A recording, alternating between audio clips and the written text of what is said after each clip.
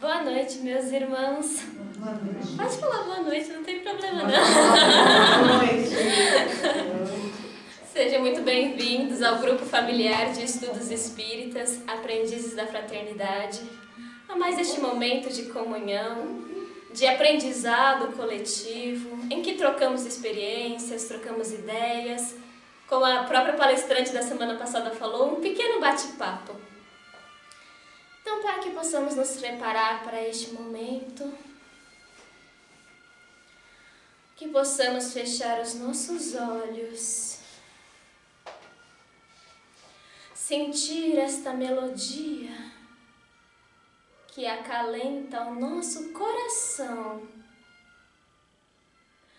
e permitir que a alma alce voos equidistantes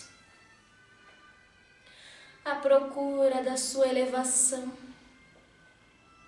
à procura da sua transcendência e do seu contato com Deus, nosso Pai, nosso Criador, que nos ama e nos assiste em todos os nossos passos. Neste momento em que abrimos o nosso coração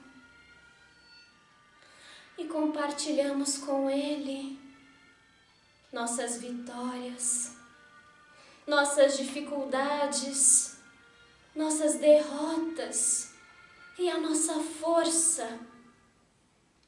E Ele nos acalenta em seu colo e nos enche de coragem e de determinação para vencermos o mundo. E neste momento, nós agradecemos por cada oportunidade que nos é concedida para sermos a cada dia o que há de melhor em nós, cultivarmos virtudes, potenciais, alegrias e vitórias. E assim, meus amigos, agradecidos por esta oportunidade bendita de aqui nos reunirmos fraternalmente, como irmãos que somos, pedimos a permissão da espiritualidade amiga e do plano maior da vida para darmos por início a mais esta palestra. Assim, fazendo a prece que nosso Senhor Jesus Cristo nos ensinou. Assim dizendo: Pai nosso que estais no céu, santificado seja o vosso nome. Venha a nós o vosso reino, seja feita a vossa vontade, assim na terra como no céu. O pão nosso de cada dia nos dai hoje. Perdoai as nossas ofensas, assim como nós perdoamos a quem nos tem ofendido. E não nos deixeis cair em tentação, mas livrai-nos do mal, que assim seja. Ai, que fofa!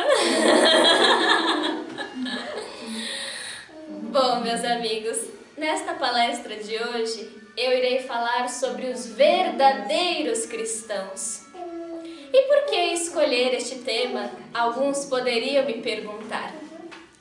Sabem, na casa espírita que eu frequentava há tempos atrás, era muito comum disponibilizarmos alguns folhetins com pequenas mensagens de consolo, esclarecimento e encorajamento.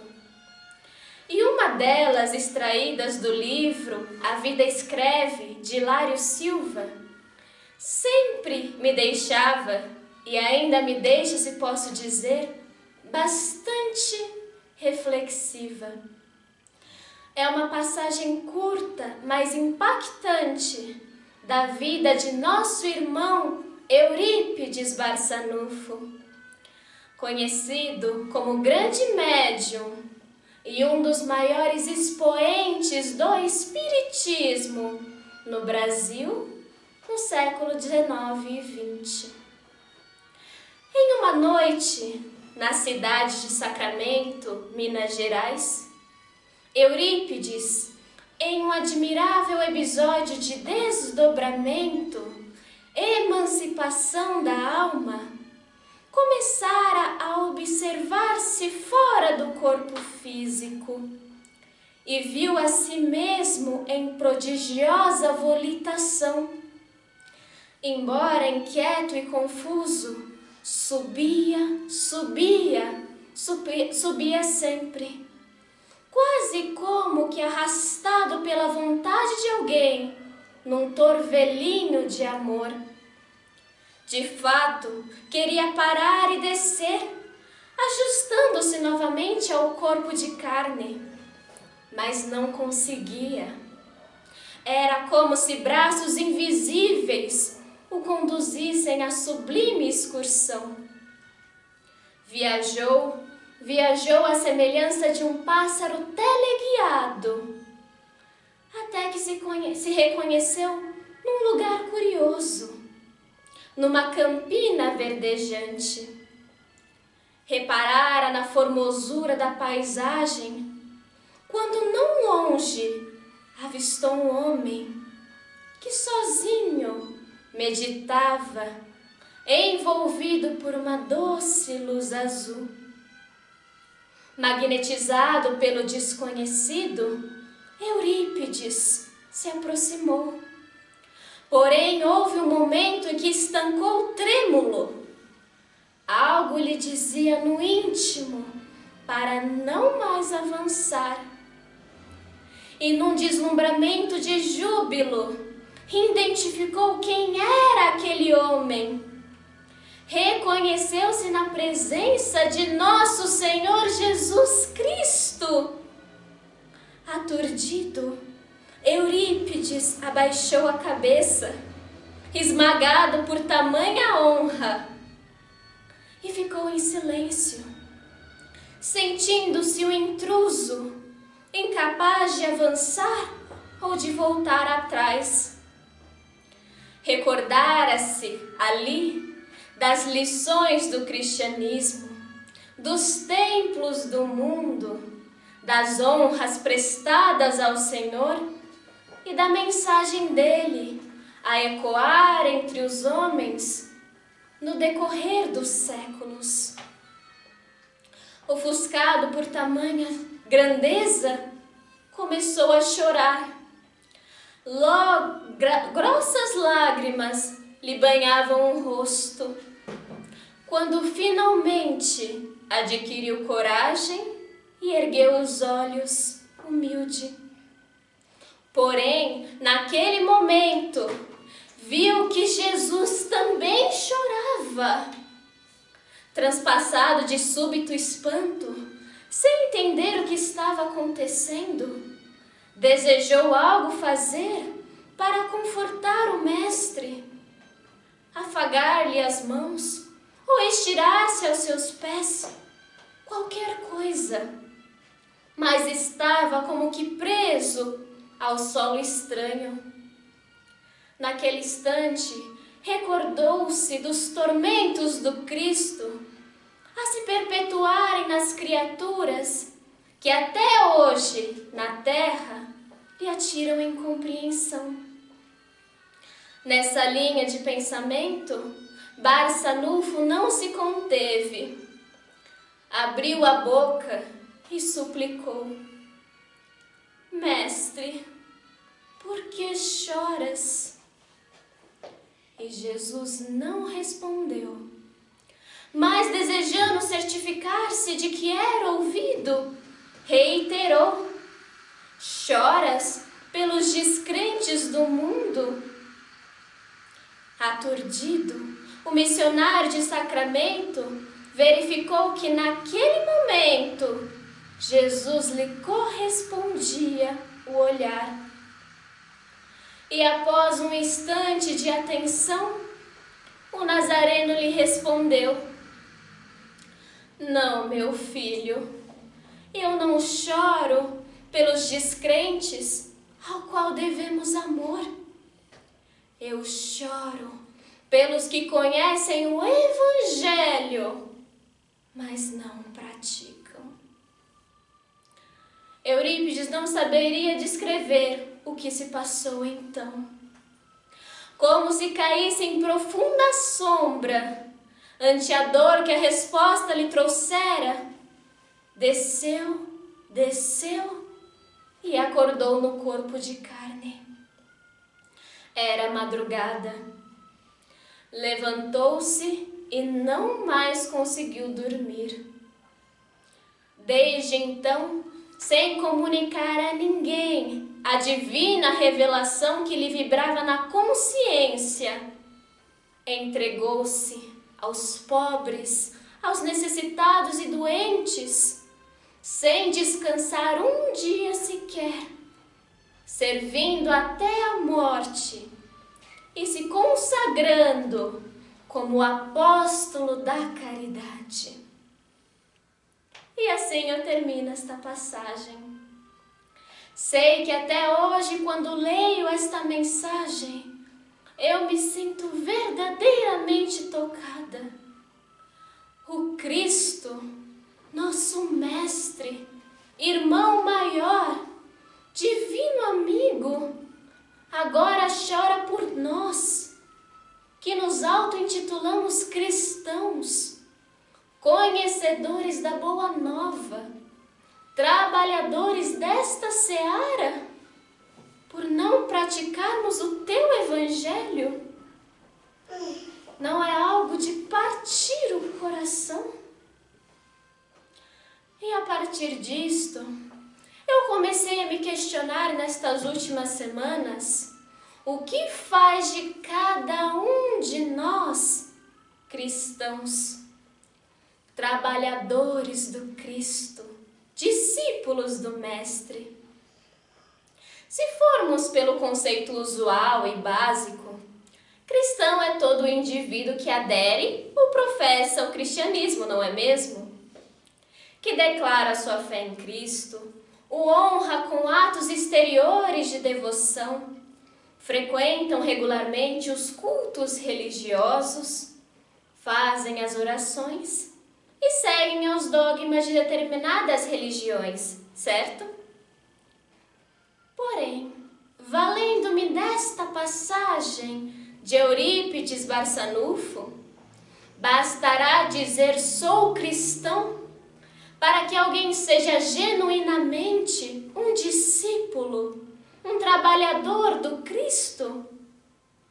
Não nos é dito no Evangelho: procurai os verdadeiros cristãos e os reconhecereis pelas suas obras. Uma árvore boa não pode dar maus frutos, nem uma árvore má pode dar bons frutos. Ou ainda, quando nos é colocado: nem todos os que dizem Senhor, Senhor, entrarão no reino dos céus. Apenas entrará aquele que faz a vontade de meu Pai que estás nos céus. Aquele, pois, que ouve estas minhas palavras e as pratica. Agora, se nos remontarmos à história, nos tempos do Cristo, há mais de 2000 anos atrás, ser cristão era um ato de extrema coragem, devoção, sacrifício, de renúncia suprema, inclusive abrindo mão de sua própria vida nos circos romanos. Considerando que nos tempos narrados, o cristianismo era uma religião proibida, onde os discípulos do Mestre eram perseguidos, capturados, torturados e mortos, à semelhança de feras selvagens. Muitas vezes os mesmos se reuniam em tumbas disfarçadas, ocultas, ocultas, apenas para professarem a sua fé, ouvirem das lições do Salvador.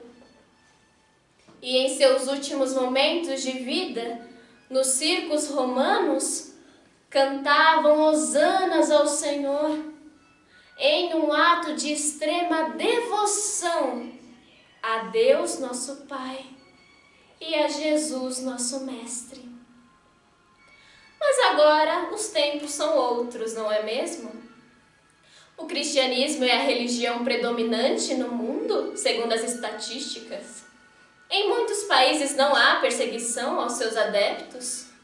E pelo menos no Brasil nós temos a liberdade de professarmos a nossa crença, a nossa fé.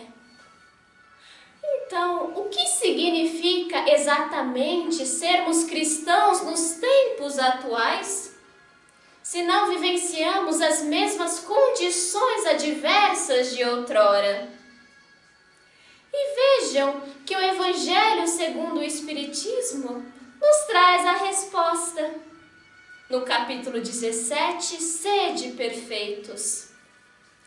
Há um item neste capítulo chamado o homem de bem, no qual ele descreve brevemente as qualidades que caracterizam o verdadeiro cristão.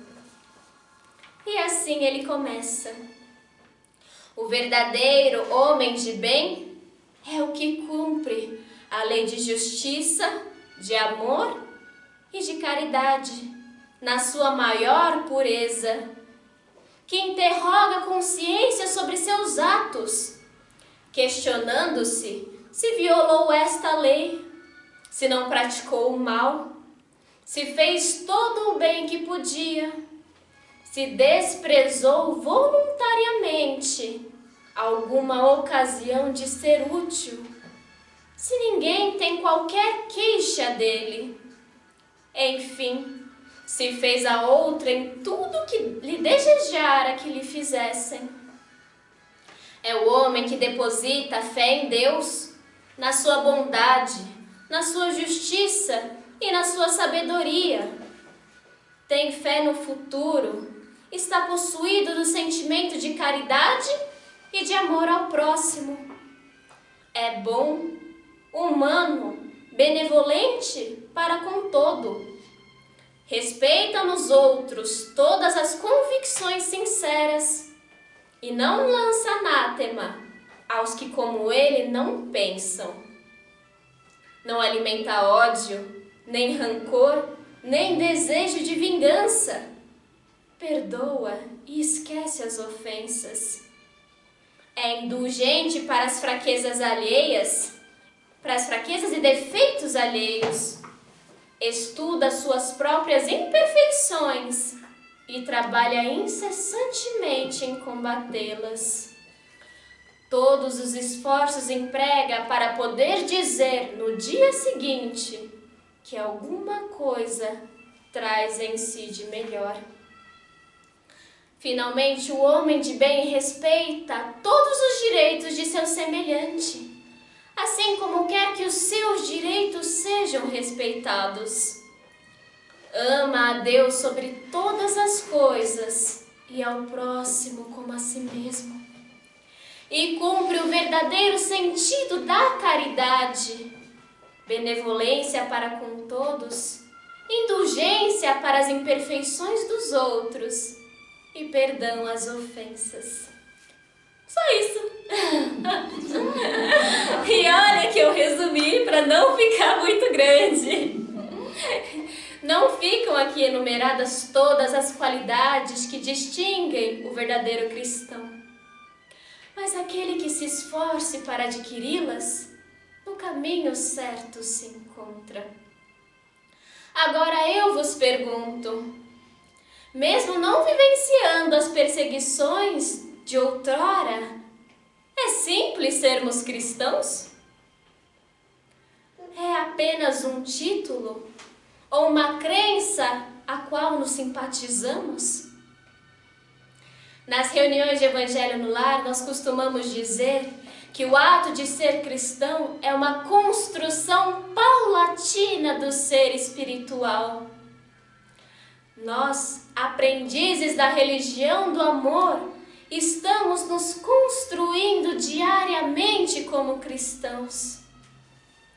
O Evangelho do Cristo é o Evangelho da ação, da mobilização, da proposição e da transformação íntima, que nos convoca ao autoconhecimento, a nos reconhecermos como filhos de Deus, viajantes deste vasto universo, e nos convoca à renovação interior.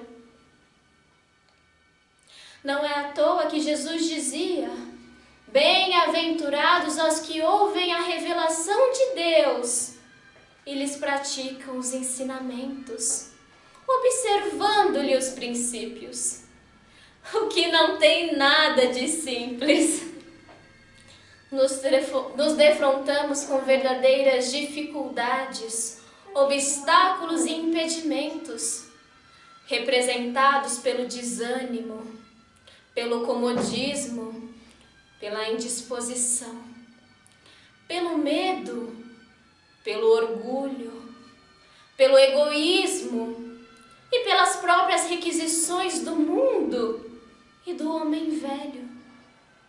Não nos deparamos com as perseguições sanguinolentas do século passado, mas vivenciamos verdadeiras batalhas, conflitos íntimos, que nos requisitam da mesma forma coragem, devotamento, renúncia, amor ao Evangelho e fidelidade a Deus. Pois os bons trabalhadores, os trabalhadores de boa vontade, sabem perseverar, continuando em trajetória sublime para a sua perfeição. Então, meus irmãos, meus queridos, que possamos colaborar no serviço do Evangelho, atendendo-lhe o programa santificador.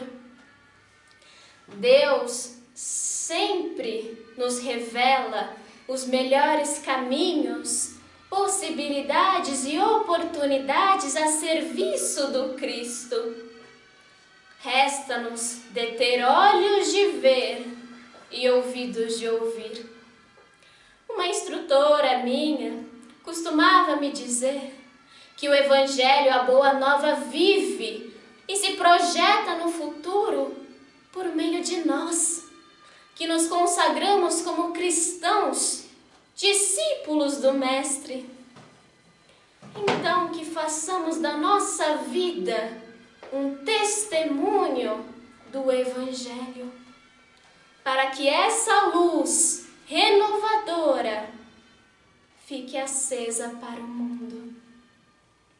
E para finalizarmos a mais esta palestra, eu sempre gosto de ler uma mensagem, e neste dia de hoje, em mais essa oportunidade, eu irei falar uma mensagem do Pão Nosso de Emmanuel, no capítulo 40, chamado Em Preparação. E assim ele começa: traduziremos o Evangelho em todas as línguas, em todas as culturas, exaltando-lhe a grandeza, destacando-lhe a sublimidade, semeando-lhe poesia, comentando-lhe a verdade, interpretando-lhe as lições, impondo-nos ao raciocínio, aprimorando o coração e reformando a inteligência, renovando leis, aperfeiçoando costumes e aclarando caminhos. Mas virá o momento em que a boa nova deve ser impressa em nós mesmos, nos refolhos da mente, nos recessos do peito, através das palavras e das ações, dos princípios e ideias, das aspirações e das esperanças, dos gestos e pensamentos. Porque, em verdade, se o céu nos permite espalhar-lhe a divina mensagem no mundo, um dia exigirá nos convertamos em traduções vivas do Evangelho na terra. Então, que possamos assim nos converter em motivos de alegria para nosso Senhor Jesus Cristo. E assim, finalizando a mais este momento glorioso, honrado, de comunhão, de confraternização entre almas amigas, entre almas irmãs, agradecidos por todas as oportunidades que o Senhor nos concede, que o Senhor nos oportuniza para sermos instrumentos do seu amor, da sua bondade, da sua palavra e dos seus ensinamentos. Que possamos, Senhor, nos converter em traduções vivas do seu Evangelho. Sermos os testemunhos da sua palavra, da sua boa nova. Permitir que ela floresça e se consolide na terra com a sua missão consoladora, rediviva, renovadora de almas. E aqui nos colocamos, Senhor, como humildes servos da sua vontade. E para finalizarmos a mais esta gloriosa e humilde palestra, que possamos fazer o Pai Nosso, a prece que o Mestre assim nos ensinou, assim dizendo: Pai nosso que estais no céu, santificado seja o vosso nome, venha a nós o vosso reino, seja feita a vossa vontade, assim na terra como nos céus. O pão nosso de cada dia nos dai hoje, perdoai as nossas ofensas, assim como nós perdoamos a quem nos tem ofendido. E não nos deixeis cair em tentação, mas livrai-nos do mal, que assim seja.